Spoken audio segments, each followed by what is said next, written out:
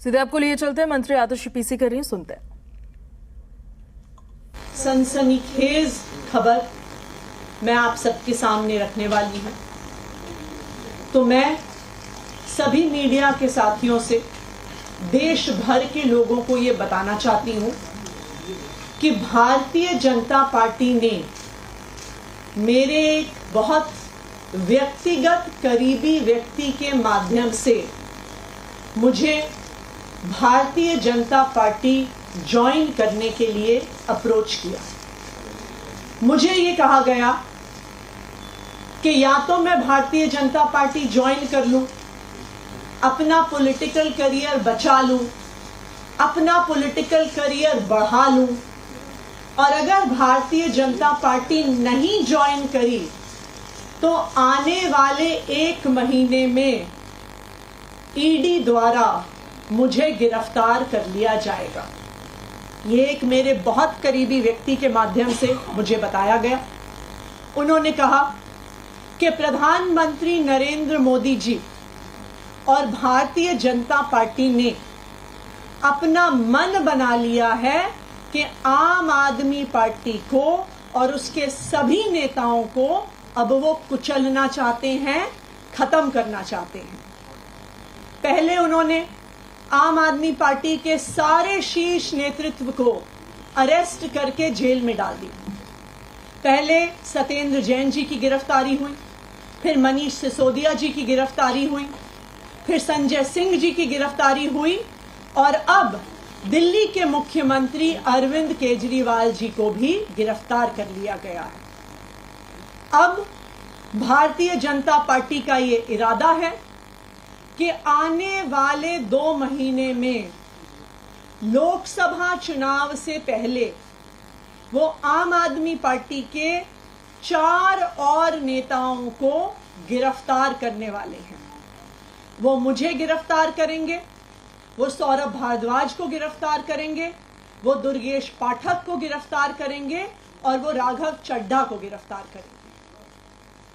Bharatiya Janata party ने ये उम्मीद करी थी कि अरविंद केजरीवाल जी की गिरफ्तारी के बाद आम आदमी पार्टी बिखर जाएगी, आम आदमी पार्टी टूट जाएगी, आम आदमी पार्टी का मोरल डाउन हो जाएगा, क्योंकि आम आदमी पार्टी का अब सारी सीनियर लीडरशिप जेल में है, हिरासत में है।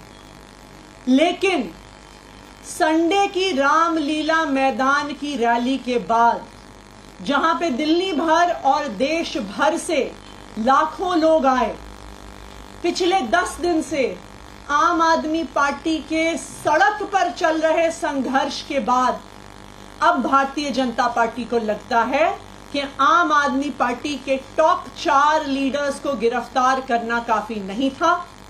अब आने वाले समय में अगले बड़े 4 नेताओं को जेल में डाला जाएगा। मुझे जेल में डाला जाएगा, सौरभ भारद्वाज को जेल में डाला जाएगा, दुर्गेश पाठक को जेल में डाला जाएगा, और राघव चड्ढा को जेल में डाला जाएगा। मुझे ये बताया गया कि आने वाले कुछ ही दिनों में मेरे पर्सनल रेजिडेंस पे ईडी की रेड होगी। ना सिर्फ मेरे घर में ईडी की रेड होगी, मेरे रिश्तेदारों, मेरे परिवार वालों के घर में रेड होगी। उसके बाद हम सब लोगों को समन्स भेजे जाएंगे, और समन्स के कुछ ही समय बाद हमें गिरफ्तार किया जाएगा। मैं आज इस मंच के माध्यम से, आप सभी के चैनल्स के माध्यम से भारतीय जनता पार्टी को ये बताना चाहती हूं कि हम आपकी धमकियों से डरने वाले नहीं हैं। हम अरविंद केजरीवाल के सिपाही हैं, हम भगत सिंह के चेले हैं। जब तक आम आदमी पार्टी के हर नेता, हर विधायक, हर कार्यकर्ता में आखिरी सांस तक बची है, तो हम अरविंद केजरीवाल जी के नेतृत्व में इस देश को बचाने के लिए, इस देश के संविधान को बचाने के लिए, इस देश के लोगों को एक बेहतर जिंदगी देने के लिए काम करते रहेंगे।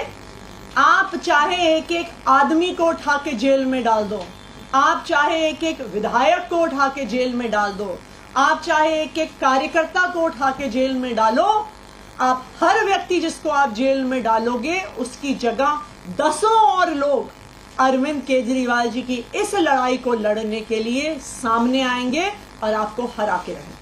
Thank you. क्या आप मानते हैं कल जो वोट में नाम लिया गया उसी कड़ी में फैसला है?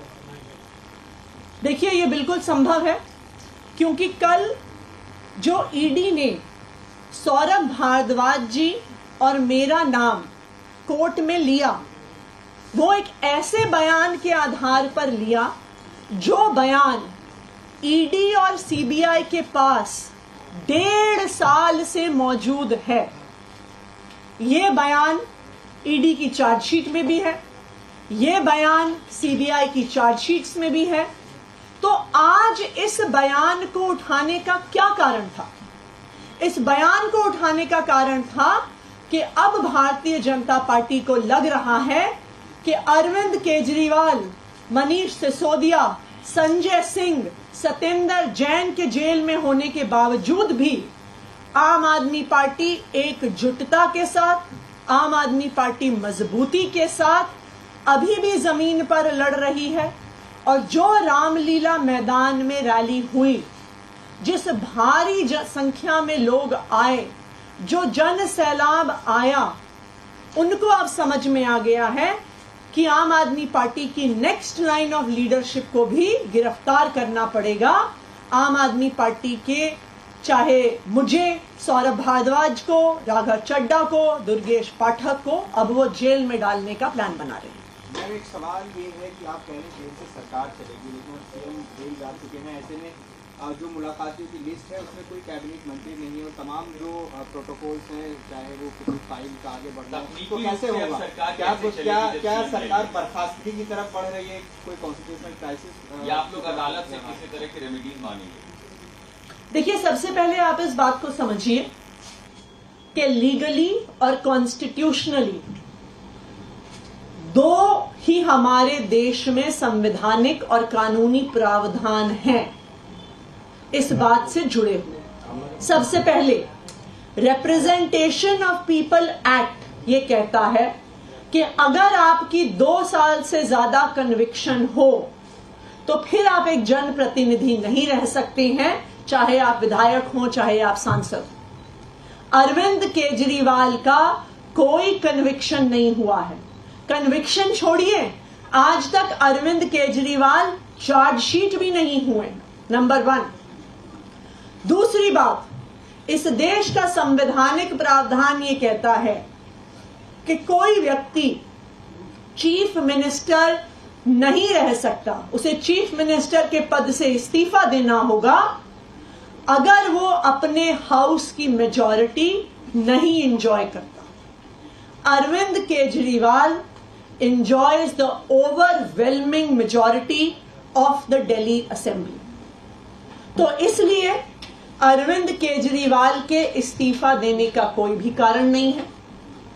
अगर आज अरविंद केजरीवाल इस्तीफा दे देते हैं तो ये भारतीय जनता पार्टी के लिए एक बहुत सीधी और सरल एक एसओपी तैयार कर देती है, एक स्टैंडर्ड ऑपरेटिंग प्रोसीजर तैयार कर देता है। जिस तरह उन्होंने पिछले 8-9 साल में ऑपरेशन लोटस को एक स्टैंड बना लिया है, ये तो उससे भी आसान है। ईडी के माध्यम से prevention of money laundering act में हर विपक्ष के मुख्यमंत्री के ऊपर केस कर दो, उसके बाद उसे गिरफ्तार कर दो और फिर कहो कि संवैधानिक संकट पैदा हो गया है, इस्तीफा दो वरना हम राष्ट्रपति शासन लगाएंगे। इससे आसान तरीका भारतीय जनता पार्टी के पास विपक्ष की सरकारें गिराने का क्या है? दिल्ली में भी अरविंद केजरीवाल की गिरफ्तारी का यही असली कारण है। कल अरविंद केजरीवाल जी को जुडिशियल कस्टडी में भेजा ईडी ने। उन्होंने कहा हमें जुडिशियल कस्टडी चाहिए। क्यों चाहिए आपको जुडिशियल कस्टडी? अरविंद केजरीवाल की गिरफ्तारी के समय ईडी ने कहा कि हम इन्हें गिरफ्तार कर रहे हैं क्योंकि हमें इनसे पूछताछ करनी है, क्योंकि हमने इतने समन्स भेजे और ये समन्स पर नहीं आए तो हम पूछताछ करने के लिए इन्हें गिरफ्तार कर रहे हैं। अब 11 दिन की पूछताछ हो गई, आपने जो जानना था आपने जान लिया। अब आपको अरविंद केजरीवाल को जेल में क्यों भेजना है? इसलिए भेजना है क्योंकि इस गिरफ्तारी के दो ही मकसद थे। इस गिरफ्तारी का पहला मकसद था अरविंद केजरीवाल को चुनाव के दौरान कैंपेन करने से रोकना, और दूसरा मकसद था कि दिल्ली की चुनी हुई सरकार, दिल्ली की चुनी हुई लोकप्रिय सरकार को गिरा देना, राष्ट्रपति शासन लगाना और फिर चोर दरवाजे से भारतीय जनता पार्टी की सरकार बनाना। Thank you.